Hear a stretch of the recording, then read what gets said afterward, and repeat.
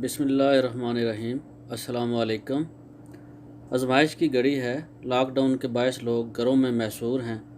غریب خاندانوں تک راشن اور دیگر اشیاء ضروریات کی رسائی ناممکن ہوتی جا رہی ہے۔ لوگوں کے گھروں تک اشیاء ضروریات پہنچانے کے لیے B4U فاؤنڈیشن کا ساتھ دیں۔ جو لوگ B4U فاؤنڈیشن میں عطیات جمع کروا رہے ہیں، اللہ پاک قبول فرمائے اور ان کو اجر عظیم عطا فرمائے۔ B4U فاؤنڈیشن نے غریبوں، مسکینوں، مزدوروں اور بیوہ عورتوں کی کفالت کا جو ذمہ اٹھایا ہے، اللہ تعالیٰ آسان طریقے سے سر انجام دینے کی توفیق دے، آمین۔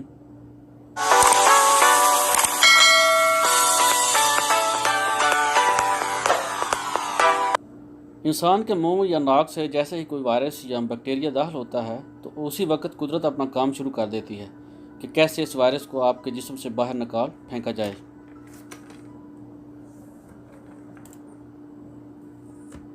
سب سے پہلے خدا چھینک جیسی نعمت عطا کرتا ہے اور پھر زکام مسلط کر دیا جاتا ہے تاکہ آپ کی ناک یا اس کے گرد و نواح سے وائرس کو جسم سے باہر نکال کر پھینک دیا جائے، اور بعد ازاں کھانسی اور بلغم کو مسلط کیا جاتا ہے تاکہ آپ کے پھپھڑوں سے وائرس کو بلغم کے ساتھ ملا کر باہر نکال دیا جائے۔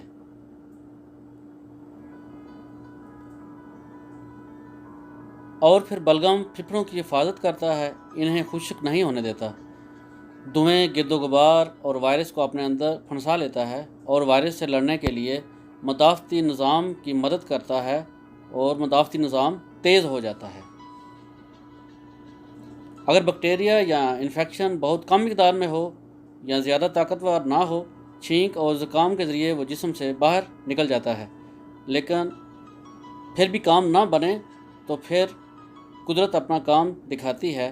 آپ کا immune system white blood cells کو وائرس سے لڑنے کے لیے بھیجتا ہے اور تب تک لڑتا رہتا ہے جب تک وائرس ختم نہیں ہو جاتا، اور نتیجہ آپ کے جسم کا ٹمپریچر زیادہ ہو جاتا ہے اور آپ تھکاوٹ محسوس کرنے لگتے ہیں، جیسے ہم بخار کہتے ہیں۔ اگر آپ کو بخار کبھی آتا اور کبھی جاتا ہے تو سمجھ لیجئے آپ کا جسم کسی وائرس سے بہت تیزی کے ساتھ لڑ رہا ہے۔ یہی وجہ ہے کہ کرونا وائرس کی ویکسین یا میڈیسن نہ ہونے کے باوجود چائنا میں اب تک ہزاروں افراد صحت یاب ہو چکے ہیں اور اپنے گھروں کو واپس جا چکے ہیں۔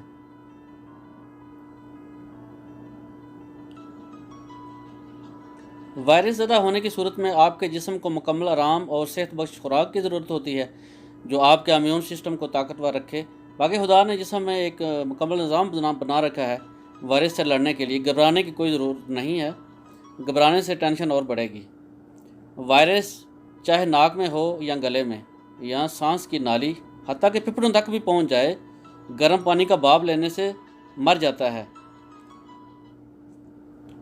یہ جراثیم بہت کمزور ہوتا ہے۔ اس طرح آپ پانی کی بھاپ لے سکتے ہیں اپنے سر کو ڈانپ کر، اور اگر ان سب کے باوجود بھی کوئی وائرس سے مر جاتا ہے تو زندگی اور موت تو میرے خدا کے ہاتھ میں ہے۔ وائرس تو صرف ایک بہانہ ہے روح قبض کرنے کا۔ B4U فاؤنڈیشن کا ساتھ دیجیے اور غریبوں اور مسکینوں کی مدد کیجیے۔